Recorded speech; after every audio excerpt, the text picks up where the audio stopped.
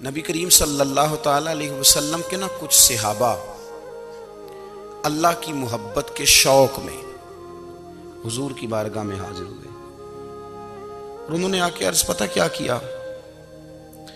عرض کرنے لگے یا رسول اللہ صلی اللہ تعالی علیہ وسلم سالوں بیت گئے ہیں سجدے کرتے ہوئے، حضور سالوں بیت گئے ہیں تسبیح پڑھتے ہوئے، سالوں بیت گئے کہتے ہوئے کہ سبحان اللہ وہ پاک ہے، ہمیں سالوں بیت گئے یہ کہتے ہوئے کہ اللہ اکبر وہی سب سے بڑا ہے، سالوں بیت گئے کہتے ہوئے کہ الحمدللہ ساری تعریفیں اللہ کے لیے، سالوں بیت گئے اس کی تسبیح کرتے، تحلیل کرتے، تکبیر کہتے۔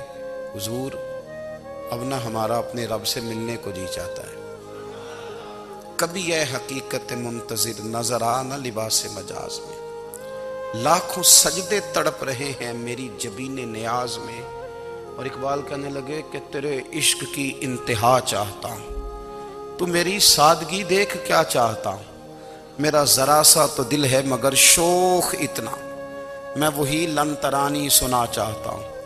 میرا بھی دل کرتا ہے کہ اللہ میں تجھے کہوں میں تجھے دیکھنا چاہتا ہوں جس طرح حضرت موسیٰ کلیم علیہ السلام نے کہا تھا، اور تو مجھے کہے کہ لن ترانی تو نہیں دیکھ سکتا، ذرا سا تو دل ہے مگر شوخ اتنا، میں بھی وہی لن ترانی سنا چاہتا ہوں۔ پھر کہنے لگے بھری بزم میں راز کی بات کہہ دی، بڑا بے ادب ہوں سزا چاہتا ہوں۔ دیکھو سب لوگوں کے بیچ ہی میں نے یہ کہہ دیا۔ میرے عزیز صحابہ نہ شوق میں، کتنے سارے لوگ ہیں آپ، کتنی ماشاءاللہ بڑی تعداد میں آپ آئے، ہم بھی کبھی اس شوق میں گئے ہیں کہ ہمارے رب کو دیکھنے کو دل چاہتا ہے، ہمارا جی چاہے وہ کبھی ہمیں ملے، ہم کبھی اس کی زیارت کریں، اس کی بارگاہ کرم میں ہم حاضر ہوں۔ صحابہ نے عرض کیا یا رسول اللہ صلی اللہ تعالی علیہ وسلم ہمارا رب کہاں ہے؟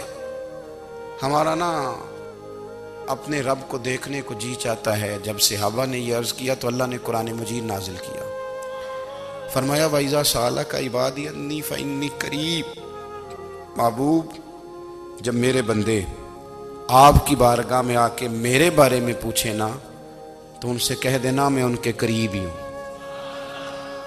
قریب ہی ہوں۔ دلیل کیا ہے؟ آئی اذا دان، یہ جب بھی مجھ سے دعا مانگیں گے میں ان کی دعاؤں کو قبول فرماؤں گا، میں ان کے قریب ہوں، میں ان کے قریب ہوں، یہ جب بھی دعا مانگیں گے نا میں قبول کروں گا، میں ان کے قریب ہوں۔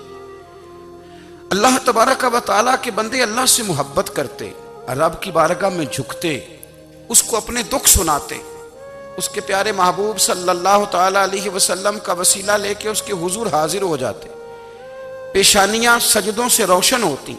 ہم ہر چیز کے لیے وقت نکالتے ہیں، ہر چیز کے لیے، لیکن عبادت کے لیے وقت نہیں نکالتے۔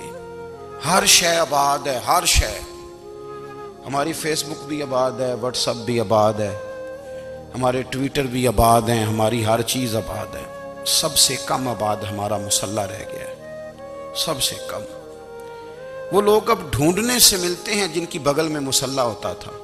میرے بھائی آپ کتنا کو دنیا کے پیچھے بھاگو گے تھکا دے گی، کتنا دولت کے پیچھے بھاگو گے تھکا دے گی۔ آپ جب اپنی زندگی میں جمع تفریق کرو گے نا تو مرتے وقت احساس ہوگا کہ سارا کچھ تو لوگوں کے لیے کیا، اپنے لیے تو کر ہی کچھ نہیں سکے۔ اور ہم عبادت کے معاملے میں بہانے بازی بھی کرتے ہیں، ہم کہتے ہیں اوہو رزق کمانا بھی تو عبادت ہی ہے نا، میں حلال روزی کے لیے جا رہا ہوں یہ بھی تو عبادت ہے نا۔ میری طرح کے لوگ کہہ دیتے ہیں کہ میں سویرے اٹھ کے مدرسے میں کچھ اسباق دیکھتا ہوں تو یہ بھی تو عبادت ہے، میں بیان کرنے کے لیے مطالعہ کرتا ہوں تو یہ بھی تو عبادت ہے نا، اتنے لمبے سفر کر کے ملک میں دنیا میں گھومتا ہوں تو یہ بھی تو میں عبادت ہی کر رہا ہوں۔ اب اسپیشل نفلوں کے لیے وقت کس طرح نکلے، اسپیشل کر کے تسبیح میں کیسے چلاؤں، میں سارا کچھ ہم بہانے بنا لیتے ہیں نا۔ میرا سوال یہ ہے کہ یہ ساری باتیں صحابہ کو، نبی کریم کو، دیگر لوگوں کو بھی تو پتہ تھی نا، لیکن آپ غور تو کریں 23 سال حضور کو وقت ملا، مختصر وقت ظاہراً تبلیغ کرنے کے لیے، پوری دنیا میں دین بھی پھیلانا ہے، گھر میں 11 ازواج ہیں، 4 بیٹیاں ہیں، ان کی اولادیں، سارے کام کاج بھی دیکھنے ہیں، لیکن سیدہ طیبہ طاہرہ حضرت عائشہ صدیقہ رضی اللہ تعالیٰ عنہ فرماتی ہیں سارا دن تبلیغ کرتے، ہر غلام کے دکھ سنتے، گھر میں آتے تو اپنے گھر والوں کا خیال کرتے، کام میں ہمارا ہاتھ بٹاتے۔ قربان جاؤں، کہتی ہیں زمانہ سارا سو جاتا لیکن آمنہ کے لال مصلی بچھا لیتے۔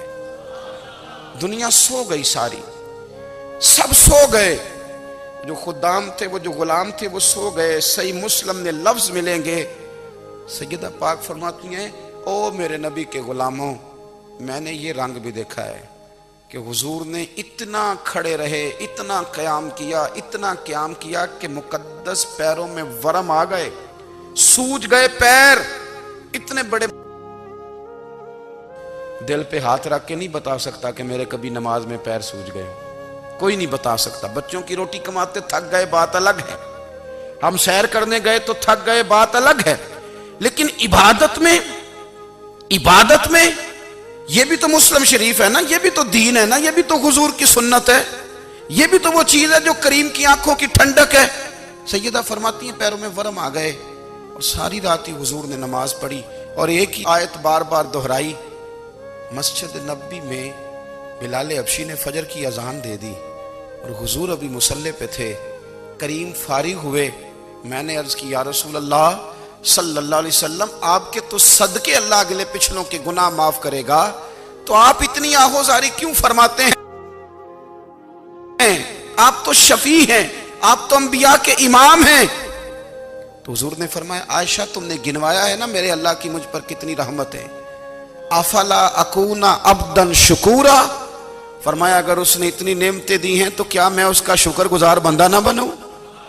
میں شکر گزار بندہ نہ بنوں اس کا؟ پھر اگر اتنی نعمتیں اس نے دی ہیں، مجھے اتنا نوازا ہے، تو پھر میں اس کے سامنے سجدے نہ کروں؟ او میرے بھائی، بڑے قابل فخر لوگ ہیں ہم کہ ہم نبی پاک کے غلام ہیں، ہم قابل فخر ہیں کہ نبی کریم کے غلام ہیں۔ کیا کبھی اس غلامی کے شکرانے میں بھی 2 نفل پڑھے ہیں کہ یا اللہ تیرا شکر ہے تو نے ہمیں حضور کا غلام بنایا ہے؟ یاد رکھیں کہ اپنی روحانی زندگی کو آباد کریں۔